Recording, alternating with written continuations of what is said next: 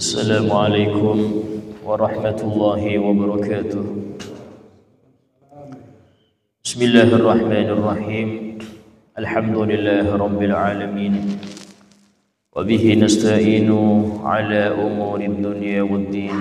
أشهد أن لا إله إلا الله وحده لا شريك له، وأشهد أن سيدنا محمدا عبده ورسوله لا نبي بعده. اللهم صل وسلم وبارك وكرم وعظم ومجد على حبيبنا وشفيعنا وقرة أعيننا محمد وعلى آله وصحبه أجمعين. سبحانك لا علم لنا إلا ما علمتنا إنك أنت العليم الحكيم.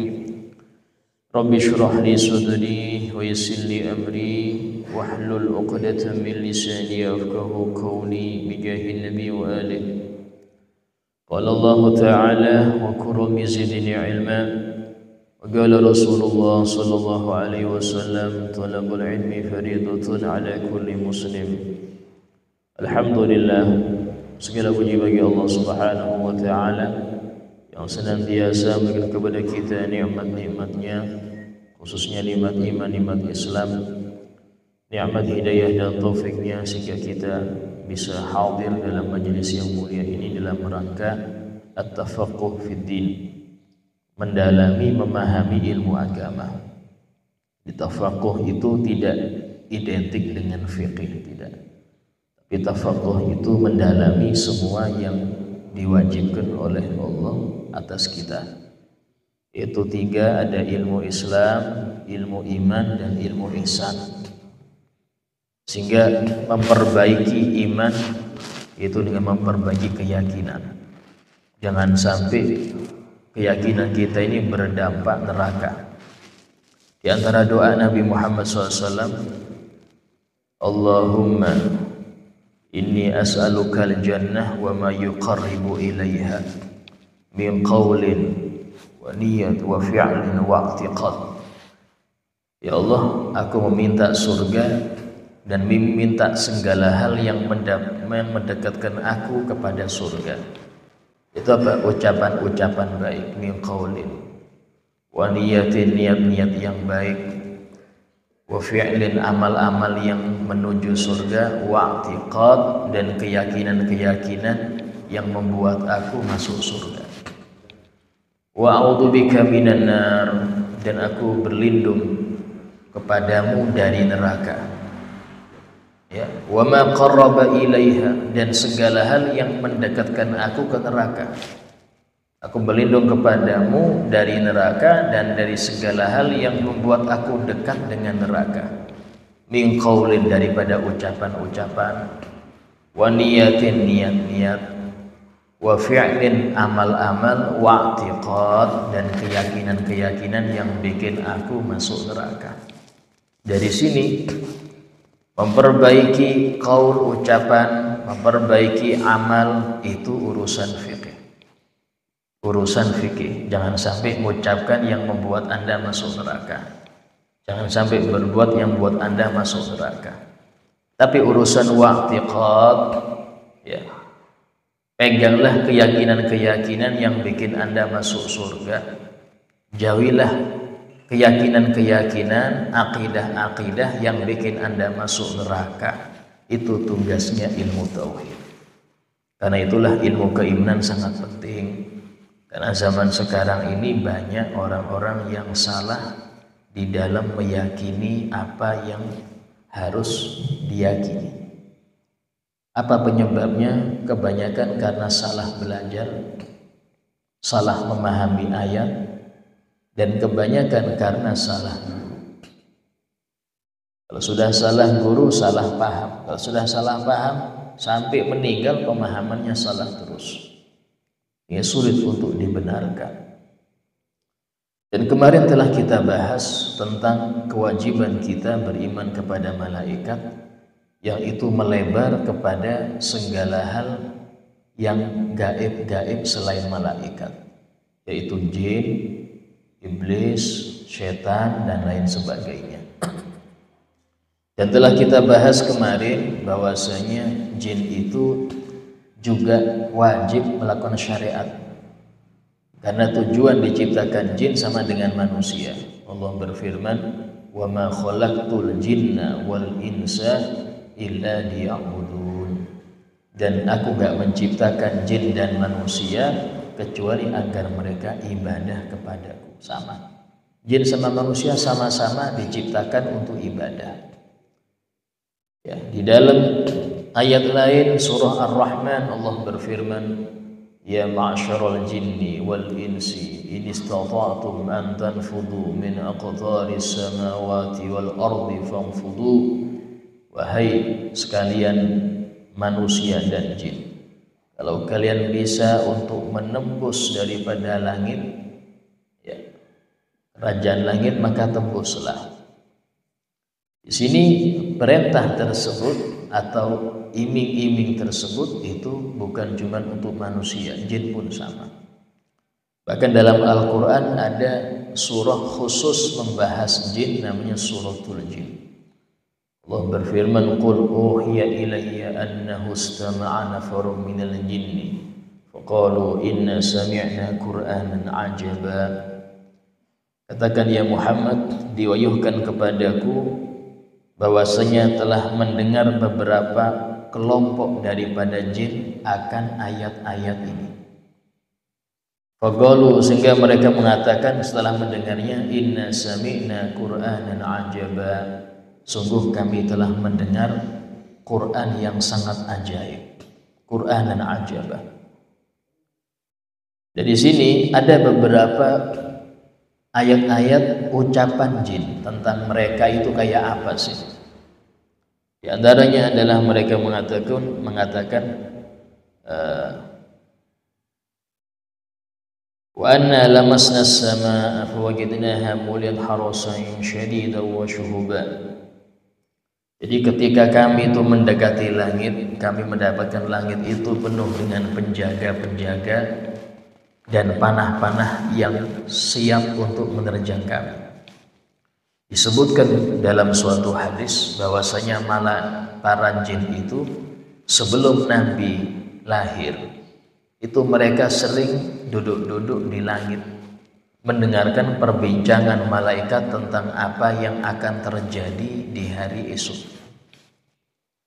Nguping, oh besok gini.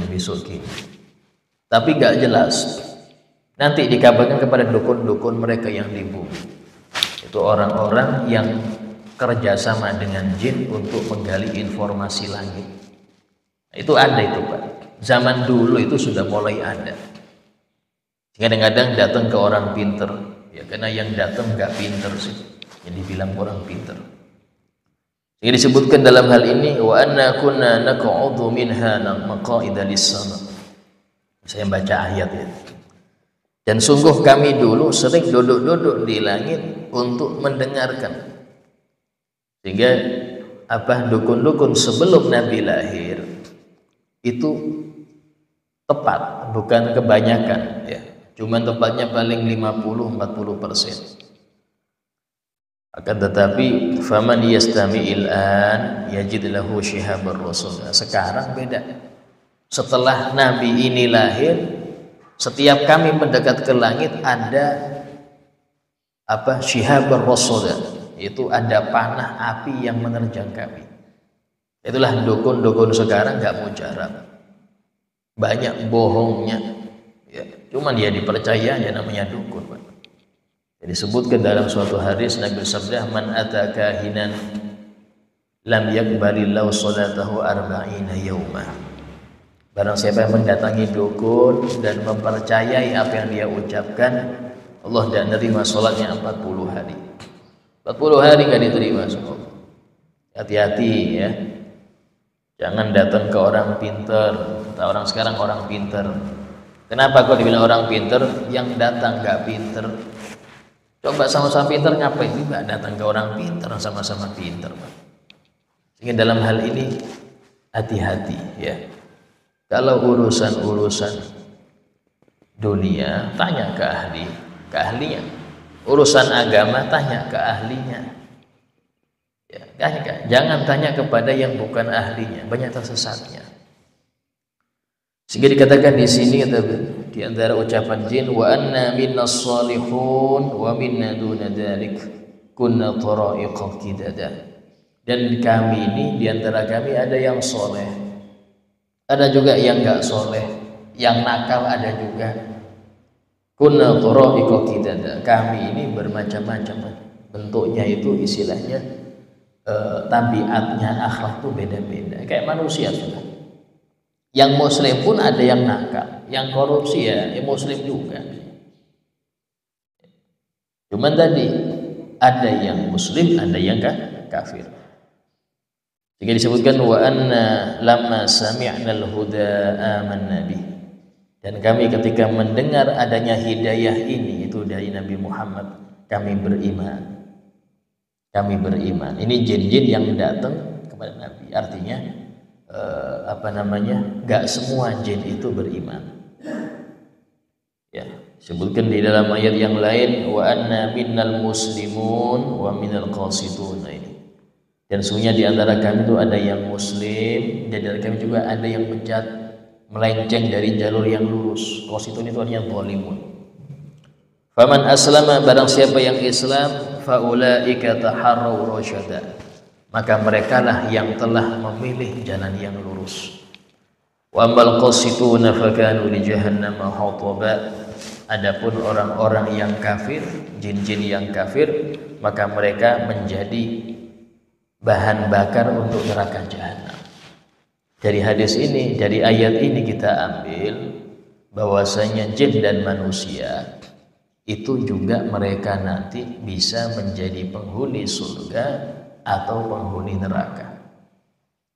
Ya, bedanya kemarin kita bahas, kalau manusia itu diwajibkan syariat-syariat setelah balik. Lahir itu masih belum ngerti apa-apa. Sampai dia balik, maka barulah kewajiban-kewajiban dan larang-larangan itu berjalan untuk seorang manusia tersebut. Nabi SAW pernah bersabda, rufi'al qalam an salasah, diangkat pena dosa, pena kewajiban dari 3 orang. Di antaranya anis sobi hatta yahtalim, anak kecil sampai dia ihtilam, sampai mimpi basah. Sudah mimpi basah berarti wajib, ya sudah balik. Ya. Adapun jin tidak. Jin itu lahir langsung wajib.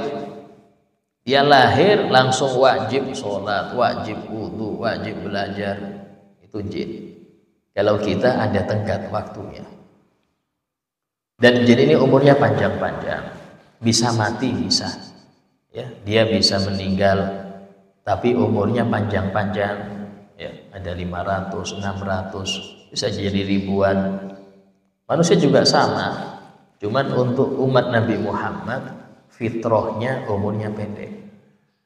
Sesuai dengan sabda Nabi dalam hadis, hasadu ummati baina sitin wa sab'in. Panennya umatku itu, arti panen di sini meninggalnya, dipanen Israel. Panennya umatku itu kalau enggak 60, 70. Artinya kebanyakan, lebihnya bonus. Ada masih yang umurnya sampai 100 lebih, itu masih ada, ya. Tapi hanya beberapa orang, enggak semua. Nah, kemudian di antara yang harus kita imani daripada jin dan keyakinan jin itu, bahwasanya jin ini juga bisa ngajak kepada kesesatan. Yang diajak ya manusia sama. Dalam surah An-Nas Allah Ta'ala berfirman, min syarril waswasil khannas alladzi yuwaswisu fi sudurin nas minal jinnati wan nas. Jadi yang sering bikin was-was, mengganggu manusia itu ada 2, dari golongan jin, golongan manusia. Sehingga para ulama mengatakan setan itu istilahnya, ya, yang jahat dari jin itu setan. Yang jahat dari jin itu setan. Yang jahat dari manusia juga disebut setan juga. Dalam Al-Quran Allah berfirman, syayatinil jinni wal ins. setan-setan jin dan setan-setan manusia. Artinya manusia yang bejat itu bisa juga digelari setan. Cuman gelar setan yang sering kita dengar itu identik dengan jin yang kafir. Ya, jin kafir itu ada. Nah, kemudian apakah mereka bisa untuk menguasai manusia? Menguasai di sini mungkin ngerasukin macam-macam. Sama kayak manusia. Manusia itu kan bisa memperbudak yang lain, Pak. Ada orang diperbudak sama-sama manusianya sama. Jin pun ada seperti itu. Jin pun bisa memperbudak manusia atau jin yang sama. Bahkan manusia pun bisa memperbudak jin. Kadang-kadang ada seorang tabib atau apa yang dia punya jin. Sehingga untuk ada orang mungkin kerasukan gini, dia bisa ngusir, tapi yang ngusir bukan dia punya jin lebih kuat, suruh kelahi aja sama jin ini. Hanya dia ada tarifnya sekian, Pak. Nah, itu ada model gitu ada. Nah, terlepas hukum fikihnya kayak apa, hukum fikihnya bagaimana, Ustadz? Seseorang yang dia ini kerjasama dengan jin ini fikihnya kayak apa? Itu nanti masuk pembahasan sama dengan kerjasama dengan manusia. Bedanya manusia kelihatan, jin tidak kelihatan. Sama-sama kerjasama dengan selain Allah. Kalau Anda mengatakan kerjasama dengan manusia haram semuanya, ya berarti dengan jin haram semuanya. Kalau Anda mengatakan kerjasama dengan manusia boleh secara mutlak, ya berarti Anda nggak boleh mengatakan kepada jin haram secara mutlak. Dari mana Anda ngambil seperti itu? Kalau boleh dengan manusia, berarti boleh dengan jin. Pertanyaan sekarang syarat-syaratnya apa? Kalau syarat-syaratnya yang kerjasama dengan manusia ini ada yang buruk, haram di sisi itu. Ya, kerjasama dengan manusia tapi ada dalam contoh untuk keburukan. Kerjasamanya untuk jahilin orang, dolimin orang. Untuk kerjasama ada syarat-syarat yang Anda harus meninggalkan syariat, atau Anda harus melakukan hal yang haram. Contoh, ada karyawan datang ke orang daftar sebagai karyawati. Oh iya, tidak apa-apa, jaga toko sini, tapi pakaiannya seperti ini ya, kasih pakaian minim biar laku tokonya. Ya, berangkat jilbaban, nyampe toko pakaian mini sudah. Seperti ini haram kerjanya haram. Kenapa? Maksiat. Kerja dia masih maksiat. Saat ini sudah syarat kerja saya masih seperti ini. Nah, jadi sekretaris harus pakaian yang nggak baik, nggak sesuai syariat, haram, dapat duitnya, tidak boleh. Ini sama manusia loh ya. Sama manusia kalau syaratnya nggak baik atau tujuannya nggak benar, haram. Dengan jin pun sama. Syaratnya apa? Jangan sholat ya. Syarat jangan sholat nih saya bantu, haram. Gak ngurusin, gak urus manusia. Kadang ada, Ustaz saya sejarang sholat duhur. Kenapa? Biasanya jam rapat mulai jam 2 sampai jam 4. Gak ada waktu sholat, haram. Mau ini berarti manusia bentuk, setan bentuk manusia model ini itu aja sudah. Kalau sudah ada bos kayak gini modelnya jangan dipakai, keluar dari kerja seperti itu. Karena yang memberi Anda rezeki bukan dia, tapi Allah Ta'ala. Ya. Nah, kemudian hukum bagaimana menikah. Menikah dengan jin kayak apa?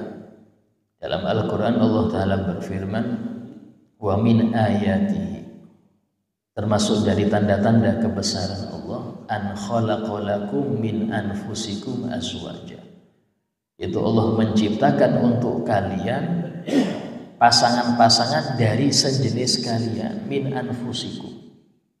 Dari ayat ini tidak sah nikah dengan jin, nggak sah ya. Karena Allah sudah menegaskan termasuk tanda-tanda kebesarannya adalah Allah menciptakan untuk kalian pasangan-pasangan dari sejenis kalian. Apa itu? Sama-sama manusia. Cuman ada yang mengatakan boleh. Cuman ini pendapat lemah. Dan ini jelas bukan main-main, bukan asal ngomong. Yang mengatakan boleh kalau orang bahlul gak dianggap, ngapain juga nganggap orang bahlul. Ini ulama juga. Yang bilang boleh itu ulama juga. Karena itulah khilaf itu terjadi ketika ada orang yang alim betul menjawab jawaban yang beda dengan kebanyakan. Kalau alim, kalau nggak alim kayak sekarang urusan nasab, nggak perlu dijawab urusan. Kenapa? Yang ngomong bodoh semua.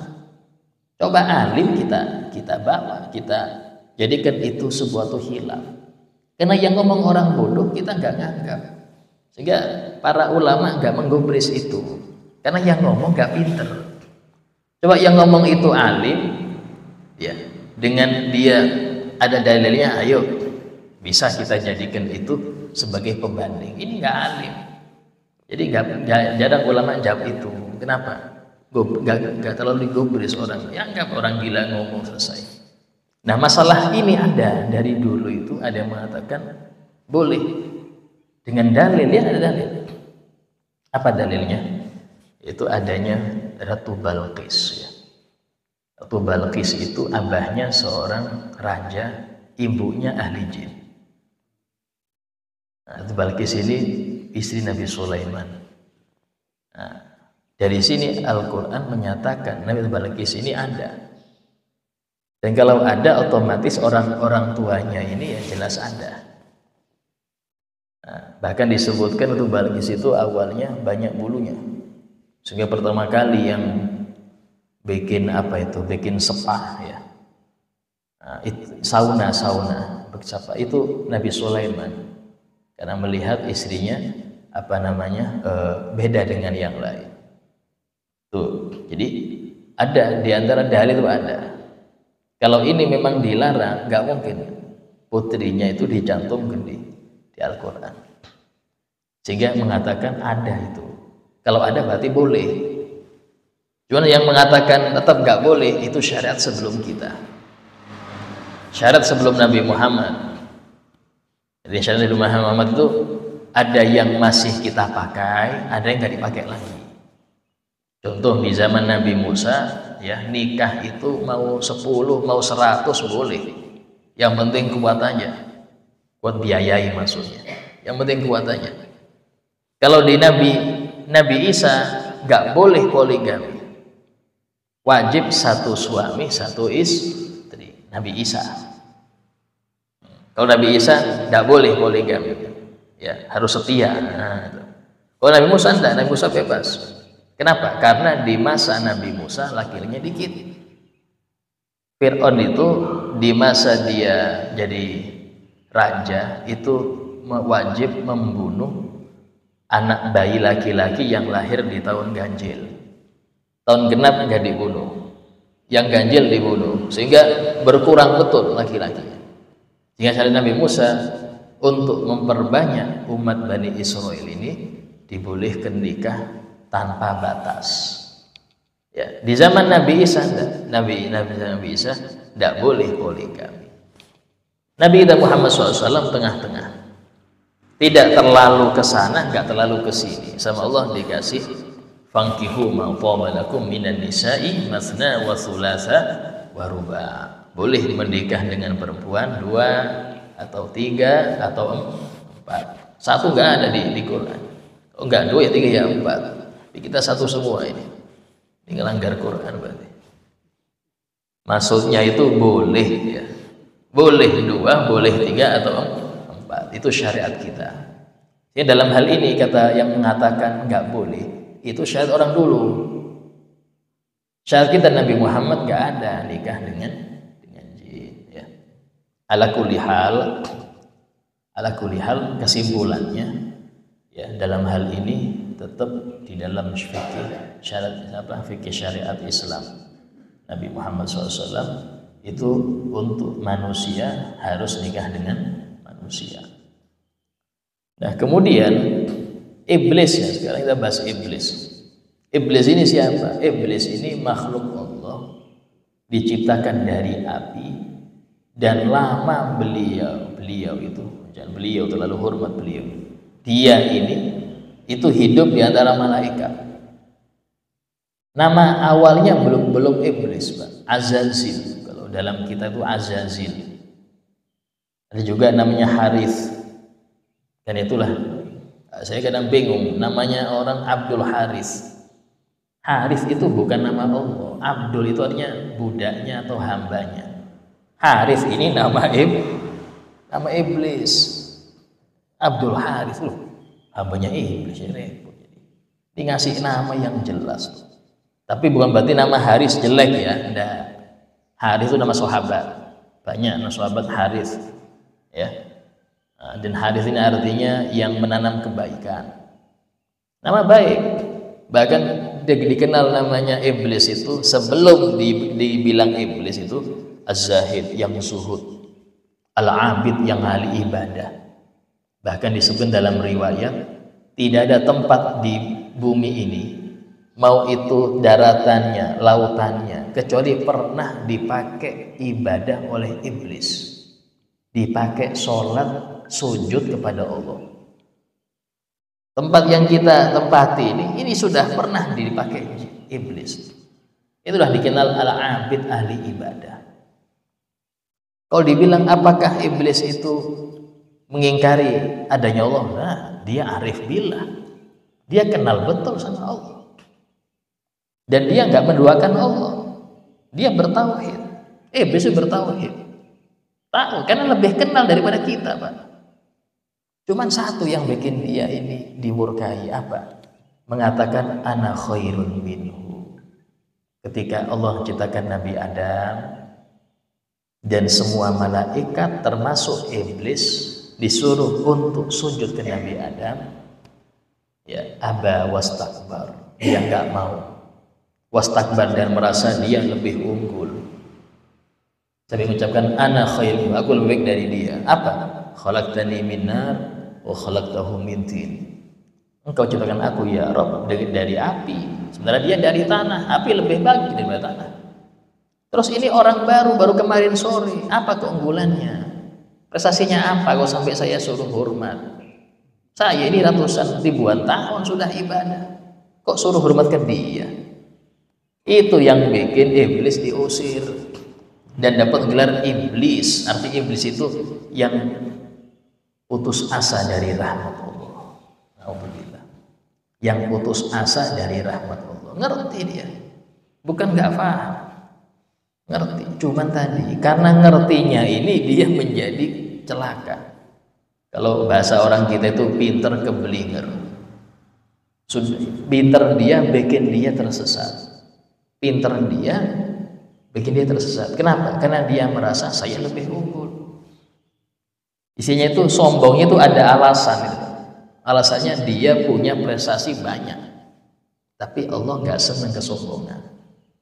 Dalam hadis qudsi Allah berfirman, al-kibriya ridai, kesombongan itu ridaku, wal azamah izari, keanggungan itu adalah sarungku. Ini istilah bahasa ya. Faman nazani wahidun minhuma, yang merebut satu dari dua itu dariku, adkhaltuhun nar wala ubali, tak masuk ke neraka, enggak peduli lagi aku. Sehingga di sini iblis diusir oleh Allah Ta'ala, tapi dia meminta ditunda wafatnya. Diminta. Allah berfirman dalam Al-Quran, iblis mengatakan, Rabbi andirni ila yaumi yub'atsun. Wahai Tuhanku, ngerti. Iblis ini ngerti. Wahai Tuhanku, beri aku penangguhan sampai hari kebangkitan. Artinya, jangan matikan aku sampai hari kebangkitan. Allah menjawab, innaka minal mundhurin ila yaumil waqtil ma'lum. Engkau termasuk yang ditangguhkan wahai iblis sampai waktu yang sudah ditentukan nanti. Dan itulah iblis gak mati-mati. Sudah permintaan dia untuk ditangguhkan. Tapi lihat ya apa sumpahnya iblis. Iblis dalam Al-Quran sumpahnya dia diabadikan oleh Allah. Fabi izzatik, demi keagungan Engkau ya Allah, la uwiyannahum ajma'in, sungguh aku akan menyesatkan seluruh anak Adam semuanya. Itu sumpah iblis di depan Allah. Hati-hatikannya itulah, kita mau santai jangan. Sudah sumpah iblis bikin kita sesat semuanya. Illa ibadaka minhumul mukhlasin, kecuali hamba-hambamu yang mukhlas, yang ikhlas, nggak bisa. Kalau cuman alim pinter aja bisa tergoda, sering sholat bisa tergoda. Cuman satu yang berapa? Ikhlas, nggak ada tujuan kecuali Allah, baru aman. Itu sudah sumpah iblis. Hanya hati-hati ya, kita di dunia itu musuh berat itu iblis. Masalahnya kita nggak lihat dia. Coba kita lihat ya, kita keroyok bisa. Ini nggak lihat Pak. Coba kelihatan saya keroyok itu, kelai-kelai. Maksudnya nggak lihat. Ini musuh yang nggak kelihatan. Musuh yang nggak kelihatan. Sehingga dalam hal ini harus mawas diri. Harus mawas diri. Ya. Bahkan bila sebutkan bagaimana ucapan iblis itu ketika di neraka menghadapi orang-orang yang sudah tergoda oleh dia. Waqala syaitan, dalam Al-Quran disebutkan. Jadi sering Allah menyebutkan iblis ini dengan syaitan, syaitan dengan iblis. Artinya bosnya syaitan.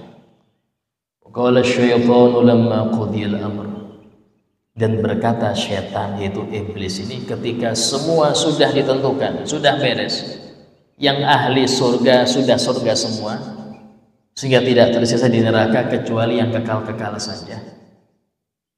Ya. Yang di neraka itu semuanya ahli kekal, gak ada yang mau, gak ada yang pindah lagi ke surga.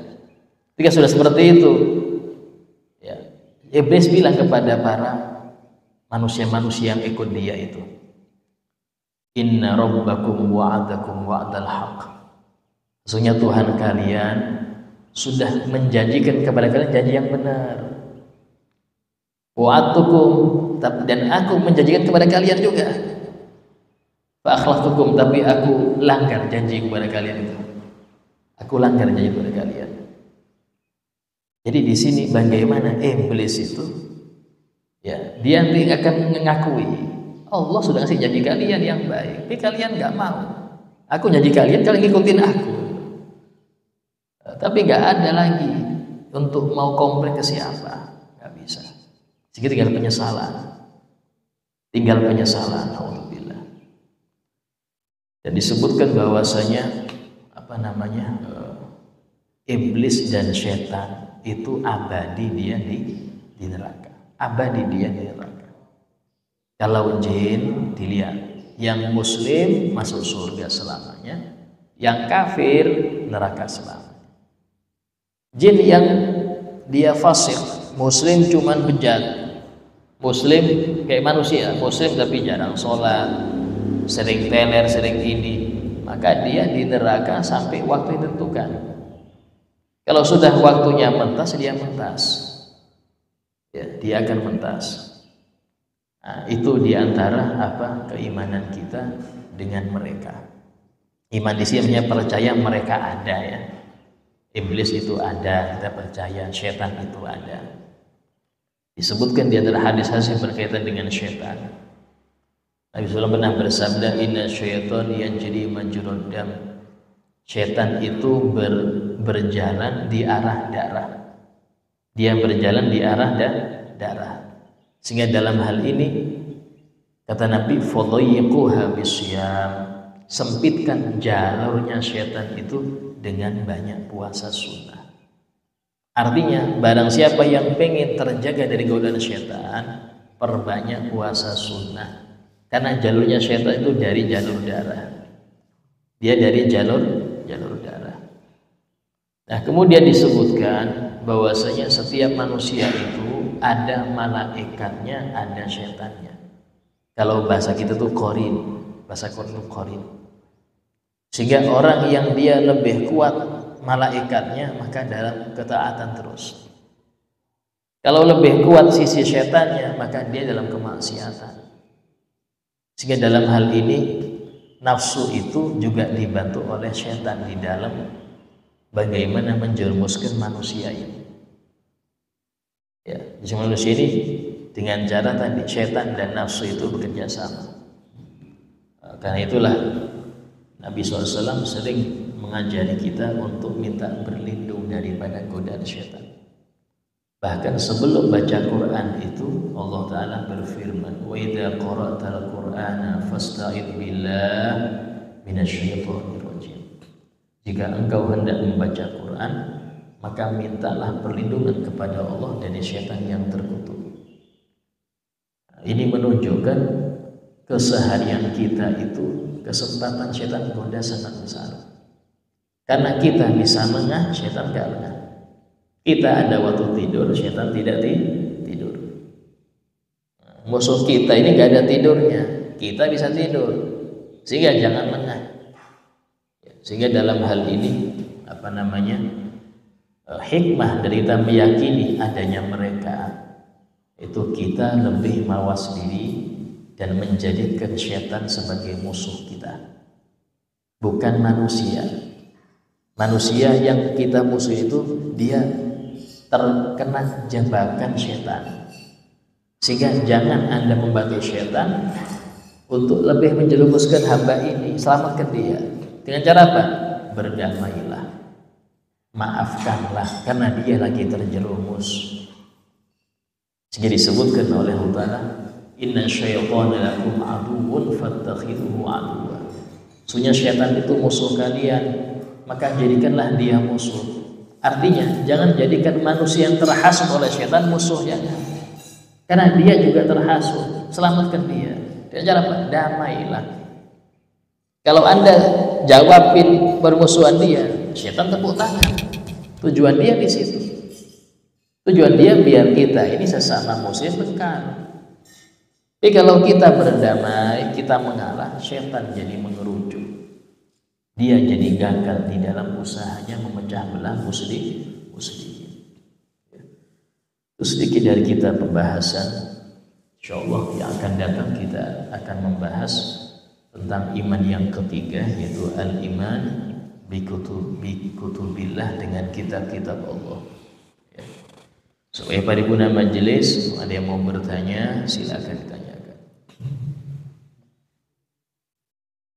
Nah.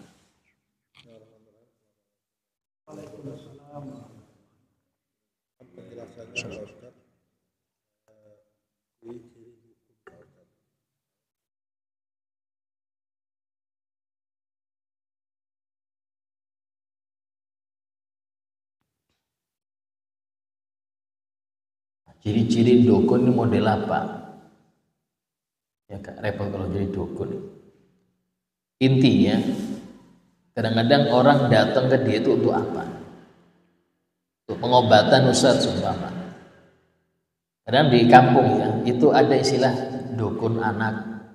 Istilah dukun padahal bukan dukun, cuman bidan aja. Bidan tapi nggak pakai alat-alat, nggak pakai nggak sekolah dia, nggak sekolah kebidanan, nggak ini dibilang dukun anak, dukun bayi. Istilah masyarakat kampung ya. Jadi langsung kita jangan bilang, wah dukun nggak boleh usah ke sini. Terus kemana sampai mau melahirkan anak ke situ. Jadi hal-hal yang seperti itu istilah saja. Intinya mau dia dukun, mau dia orang pintar, mau dia paranormal, mau dia gini, selama melanggar aturan syariat jangan. Sekarang istilah itu macam-macam Pak. Orang sekarang menjauhi istilah dukun karena sudah jelek namanya. Orang-orang sekarang menjauhi nama dukun. Kenapa? Sudah jelek nama dia. Ganti nama yang lain. Macam-macam. Intinya di sini lihat bagaimana prakteknya. Bagaimana prakteknya dia. Kalau sampai menyuruh Anda sesuatu yang melanggar syariat, atau mempercayai Anda sesuatu yang memang nggak bisa untuk ditangkap oleh nalar. Oh kamu gini ya, rumah kamu ngadep sana ya, berarti gini ya, berarti gini.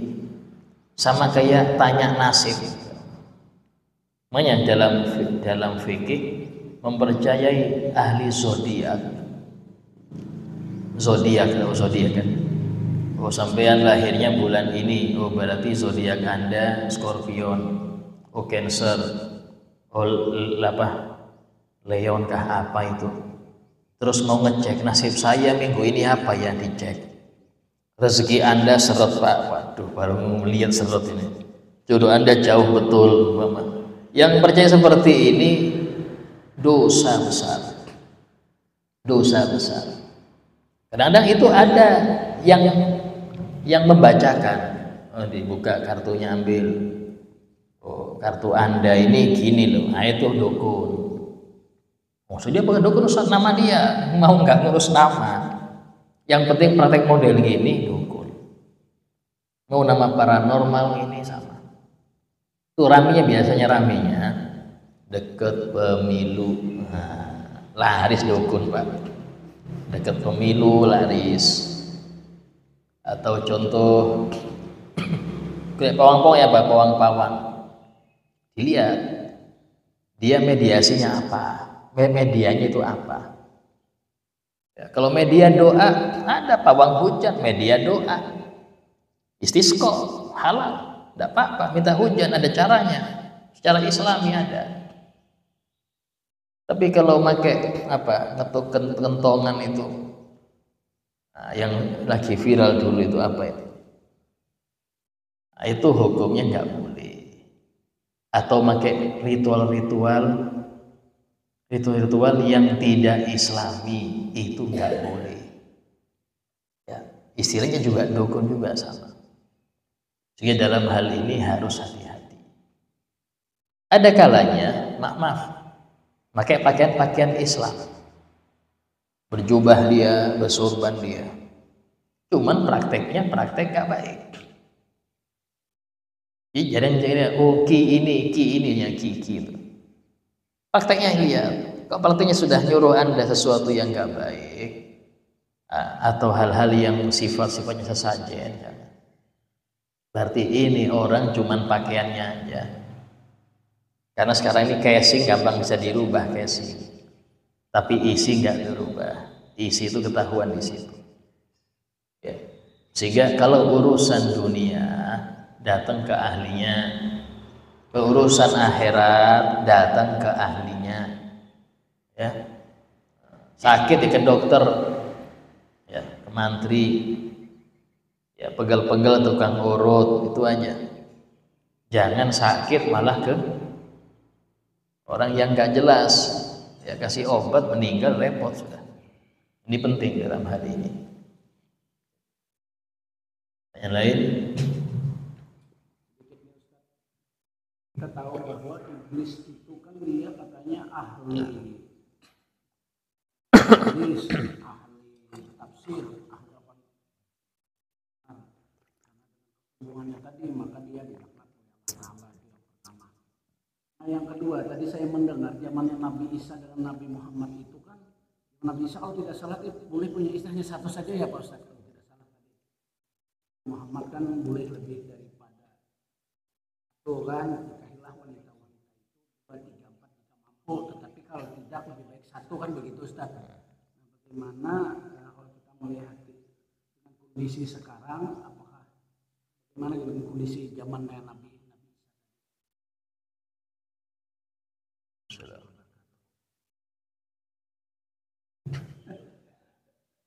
yang pertama masalah iblis ya.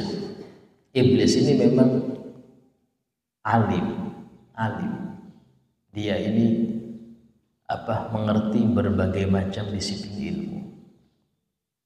Tapi sering saya bilang, ilmu itu tidak menjadi mulia dengan sendirinya. Oh ini ahli tafsir, berarti mulia. Nah, ngamalkan nah, itu aja. Orang yang berilmu tidak serta-merta langsung dia menjadi orang mulia karena berilmu, enggak. Karena ilmu itu cuma perantara untuk amal. Enggak bisa beramal tanpa ilmu. Tapi ilmu saja tanpa amal percuma. Ada orang lu pondok bertahun-tahun, 13 tahun di pondok, masya Allah.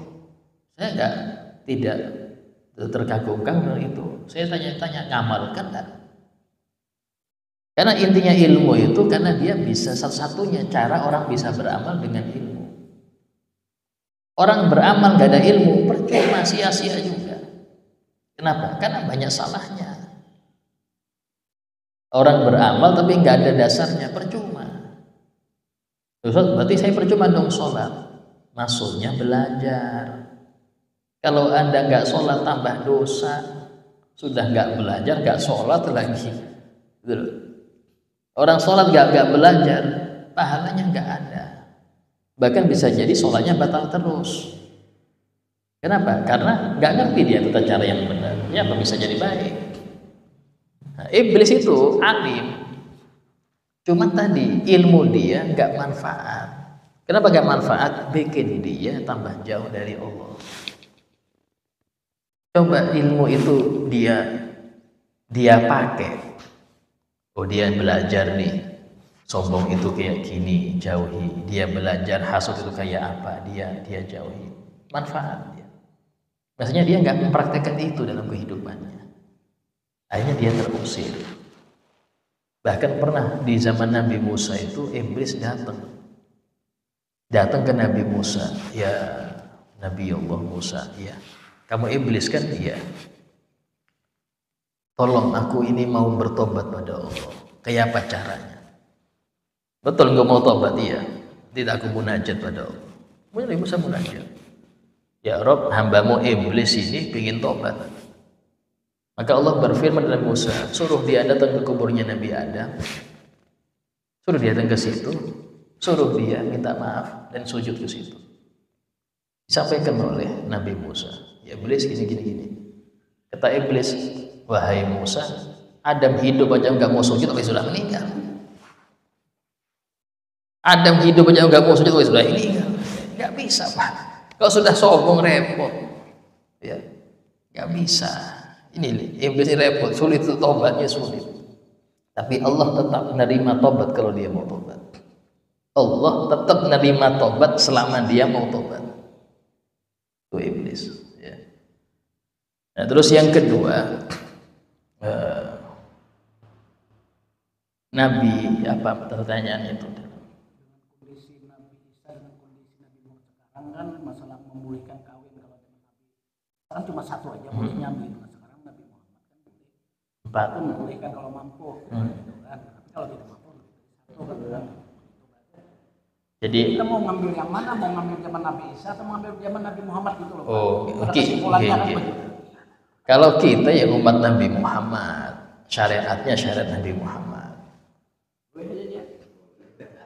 Cuman kalau di Nabi Isa mengapa satu, nggak boleh lebih, untuk menghormati ibu Nabi Isa, Siti Maria.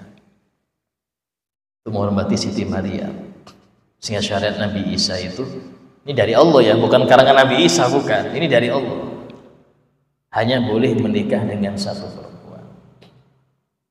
Nah, tapi di umat Nabi Muhammad ngerti bahwasanya laki-laki itu ya kadang-kadang nggak cukup satu itu, sehingga diberi dengan boleh 4 maksimal. Nah, kalau di Nabi Musa silahkan mau 90, 100 silahkan. Bahkan Nabi Sulaiman itu ya beliau punya selir itu hampir 1000 dan beliau mengatakan malam ini semuanya dapat jatah. Subhanallah, kita tidak bisa gitu Pak.